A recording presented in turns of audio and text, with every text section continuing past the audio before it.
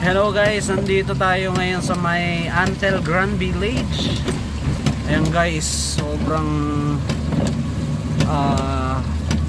medyo malakas naman yung ulan, hindi pa rin tumitigil. Ano siya patuloy-tuloy, kaya magkukusto ng baha. Pag ganito pa to hanggang mga ilang araw, pero sabi lalabas na daw yung bagyo.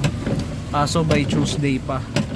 Pero update sa bagyo natin, nasa ano na daw yan nasa parteng Quezon or Aurora yan. Ayan, tinahak niya yung Calabarzon. Joyride rider tayo. Ngayon di tayo makabiyahe kasi ang hirap magmaneho. So nandito tayo ngayon sa kotse natin. Pa wiper na lang po.